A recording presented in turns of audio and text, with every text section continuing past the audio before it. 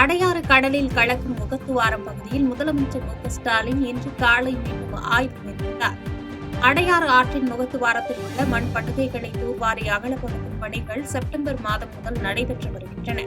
இதற்கிடையில் வடகிழக்கு பருவமழை தீவிரமானதால் அடையாறு ஆற்றின் முகத்துவாரத்தில் நடைபெற்று வரும் அகலப்படுத்தும் பணிகளை முதலமைச்சர் மு.க.ஸ்டாலின் நேற்று முன்தினம் பார்வையிட்டு ஆய்வு செய்து பணிகளை விரைந்து முடிக்க உத்தரவிட்டார். இதைத் தொடர்ந்து போர்க்கால அடிப்படையில் படிப்படியாக இயந்திரங்கள் எண்ணிக்கை உயர்த்தப்பட்டு தற்போது 12 பொக்லைன் இயந்திரங்களும் 4 ஜேசிபி இயந்திரங்களும் பணியில் ஈடுபடுத்தப்பட்டுள்ளன. இந்த நிலையில் அடையாறு ஆற்றின் முகத்துவாரத்தை அகலப்படுத்தும் பணிகளை முதலமைச்சர் மு.க.ஸ்டாலின் இன்று காலை மீண்டும் ஆய்வு மேற்கொண்டார். இந்த ஆய்வின் போது முதலமைச்சருடன் நீர்வளத்துறை அதிகாரிகளும் பார்வையிட்டு ஆய்வு மேற்கொண்டனர். குடியாத்தம் அருகே மோர்தான அணை கால்வாய் உடைப்பு ஏற்பட்டு ஊருக்குள் தண்ணீர் புகுந்ததால் மக்கள் அவதியடைந்தனர். வேலூர் மாவட்டம் குடியாத்தம் அடுத்த லிங்குன்றம் கிராமத்தில் மோர்தனா அணையிலிருந்து வெளிவரும் தண்ணீர் வலதுபுற கால்வாய் வழியாக நெல்லூர்பேட்டை பெரிய ஏரிக்கு செல்கிறது. ஏரிக்கு செல்லும் கால்வாயிலிருந்து கிளை கால்வாய் நெல்லூர்பேட்டை ஊராட்சி, லிங்குன்றம் மற்றும் கன்னிகாபுரம் இடையே செல்கிறது. இந்த கால்வாய் இரவு திடீரென உடைப்பு ஏற்பட்டு கால்வாயில் சென்ற வெள்ளம் நெல்லூர்பேட்டை ஊராட்சியில் லிங்குன்றம், பாலகிருஷ்ணா நகர், சின்னகோட்டை என்ற பகுதியில் நுழைந்து 50க்கும் மேற்பட்ட வீடுகளில் 3 அடி உயரத்திற்கு சூழ்ந்தது. இதனால் அதிர்ச்சியடைந்த கிராம மக்கள் இன்னலுக்கு ஆளாகினர். தொடர்ந்து வருவாய்த்துறையினர் மற்றும் காவல்துறையினர் ஆகியோர் வீடுகளில் இருந்து அனைவரையும் பத்திரமாக மீட்டு அருகிலிருந்த தனியார் திருமண மண்டபத்தில் தங்க வைத்தனர். தொடரும் வெள்ளப்பெருக்கால் கும்பக்கரை அருவியில் குளிக்க விதித்த தடை 16வது நாளாக தொடர்வதாக வனத்துறை அறிவித்துள்ளது. தேனி மாவட்டம் பெரியகுளம் அருகே மேற்கு தொடர்ச்சி மலை அடிவாரத்தில் அமைந்துள்ள கும்பக்கரை அருவியின் நீர்பிடிப்பு பகுதிகளான மேற்கு தொடர்ச்சி மலை பகுதி, வட்டக்கானல், வெள்ளக்கெவி உள்ளிட்ட பகுதிகளில் பெய்த கனமழையால் கும்பக்கரை அருவியில் நீர்வரத்து அதிகரித்து பெரும் வெள்ளப்பெருக்கு ஏற்பட்டுள்ளது. இதனால் சுற்றுலா பயணிகளின் பாதுகாப்பு கருதி கும்பக்கரை அருவியில் குளிக்கவும் அருவியில் செல்லவும் வனத்துறையினர் 16வது நாளாக தடை நீட்டித்துள்ளனர்.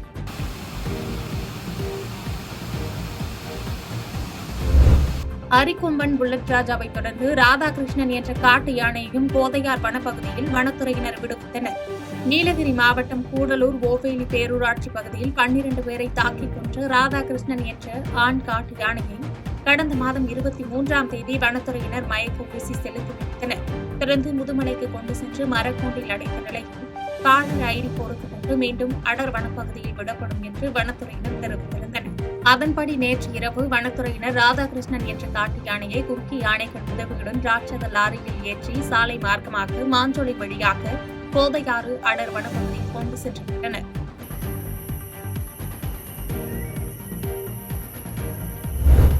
மழை மற்றும் மேகமூட்டம் காரணமாக குமரிக்கு சென்ற சுற்றுலா பயணிகள் அதிகாலை சூரிய உதயத்தை காண முடியாமல் ஏமாற்றமடைந்தனர். சர்வதேச சுற்றுலா தலமான கன்னியாகுமரியில் வார விடுமுறையை முன்னிட்டு சுற்றுலா பயணிகளின் வருகை அதிக அளவு காணப்பட்டது. இந்த நிலையில் அதிகாலை முதலே சூரிய உதயத்தை காண காத்திருந்த சுற்றுலா பயணிகள் மழை மேகமூட்டம் காரணமாக சூரிய உதயத்தை காண முடியாமல் ஏமாற்றம் அடைந்தனர்.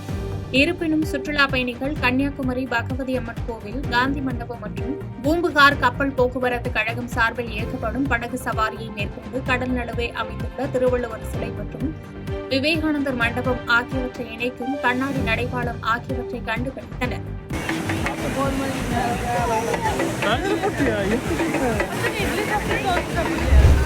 அருப்புக்கோட்டை அருகே 2 நாட்களுக்கு முன்பு காணாமல் போனதாக கூறப்பட்ட இளைஞர் நீரில் மூழ்கிய நிலையில் சடலமாக போலீசார் மீட்டுள்ளனர். விருதுநகர் மாவட்டம் அருப்புக்கோட்டை அருகே ஆத்திப்பட்டியைச் சேர்ந்தவர் அழகுபாண்டி என்பவரின் மகன் அரவிந்த்சாமி. இவர் இறைச்சி கடையில் இறைச்சி வெட்டும் கூலி தொழில் செய்து கொண்டுள்ளார். இதற்கிடையில் கடந்த 24ஆம் தேதி மாலையிலிருந்து இளைஞர் அரவிந்த்சாமி வீட்டிற்கு வரவில்லை என்பதால் அவரது பெற்றோர் அருப்புக்கோட்டை தாலுகா காவல் நிலையத்தில் புகார் அளித்தனர். இந்நிலையில் இன்று அதிகாலை ஆத்திப்பட்டியில் உள்ள கண்மாயில் அரவிந்த்சாமி சடலமாக மிதந்திருப்பதை கண்ட அப்பகுதி மக்கள் போலீசாருக்கு தகவல் தெரிவித்துள்ளனர். பின்னர் தகவல் அறிந்து சம்பவ இடத்திற்கு சென்ற போலீசார் தீயணைப்புத் துறையினர் உதவியுடன் நீரில் மூழ்கி கிடந்த அரவிந்த்சாமி உடலை மீட்டு பிரேத பரிசோதனைக்காக மருத்துவமனைக்கு அனுப்பி வைத்து விசாரணை நடத்தி வருகின்றனர்.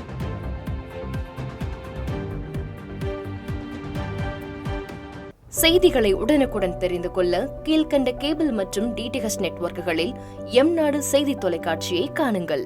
பாதகம் செய்பவரை கண்டால் நாம் பயம் கொள்ளலாகாது பாப்பா. மோதி மிதித்துவிடு பாப்பா, அவர் முகத்தில் உமிழ்ந்துவிடு பாப்பா. அண்மை செய்திகளை உடனுக்குடன் தெரிந்து கொள்ள இணைந்திருங்கள் எம் நாடு தொலைக்காட்சியுடன்.